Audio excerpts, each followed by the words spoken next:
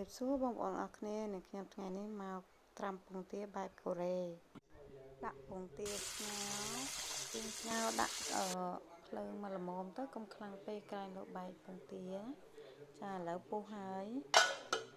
hai cứ những đặt cho môi nâng trầm cho môi nâng tật tật chè nhưng đặt có đầm bay rồi chặt rồi chè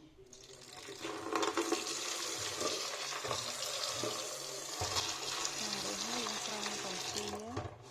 nhưng đặt trầm cho môi tật chè nâng tới đầm bay những sữa bò chaยังដាក់ 5 ប្រហែលជា5 នាទីទៅមកតិច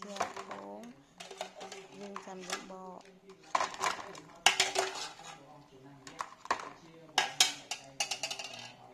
បរួចហើយមិនសូវស្អាតប៉ុន្មានទេហើយនេះទឹកស៊ីអ៊ីវកន្លះកូនចានហើយទឹកមួយកូនធុងទូចហើយស្ករ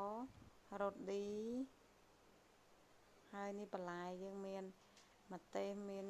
ខ្ទឹមបារាំងមានខ្ទឹមសមានដើមខ្ទឹមនិងមានម្ទេសហឹររាប់ល្ងហើយនេះឆ្នាំងហ្នឹងហើយយើងចាក់ទឹកស៊ីអ៊ីវចូលទៅ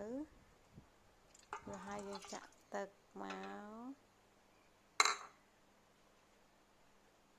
ចាក់ទឹកលាយចូលគ្នាកុំឲ្យវាប្រៃពេកមានរ៉ូឌីមានស្ករស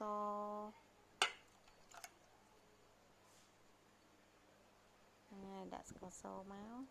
ហើយយើងកូរឲ្យសព្វកូរឲ្យលាយគ្រឿងអស់ហើយយើងដាក់បន្លែចូលហ្មងចាដាក់មកមានម្ទេសប្លោកមានខ្ទឹមបារាំងមានខ្ទឹមសមានម្ទេសហឹរ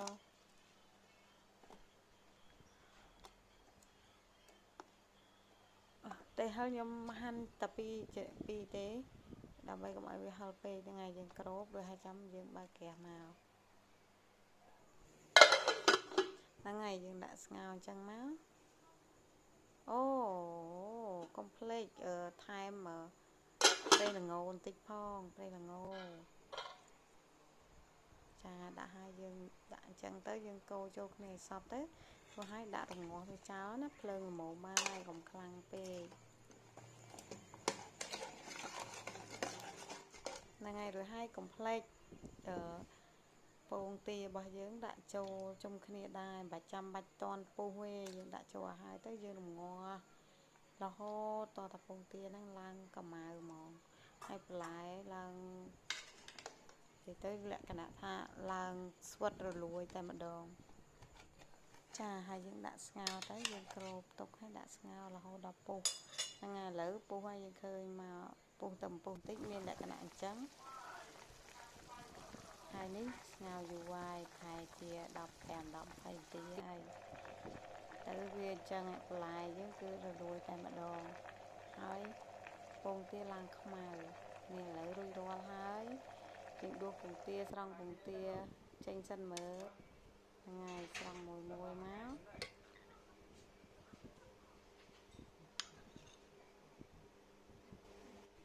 ចាយើងស្រង់ហើយតែបងប្អូនកុំចោលទឹកណា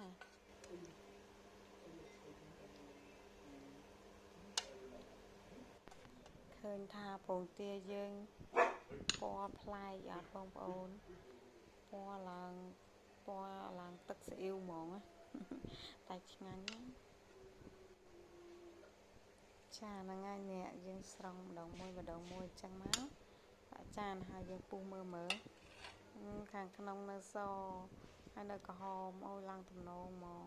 ហើយនៅម្ទេសយើងគឺអត់ឲ្យលួយអស់ទេគឺគ្រាន់តែស្វិតទេខ្ទឹមក៏អញ្ចឹងដែរហើយម្ទេសហឹរក៏អញ្ចឹងដែរហើយយើងកុំភ្លេចពេលដែលធ្វើរួចហើយកុំភ្លេចរោយគ្រាប់ល្ងពីលើមកឆ្ងាញ់ណាស់បងប្អូនខ្ញុំបានញ៉ាំហើយមិនប្រៃទេរសជាតិឆ្ងាញ់ចាអរគុណច្រើនសូមជួយចុច like និង subscribe ផង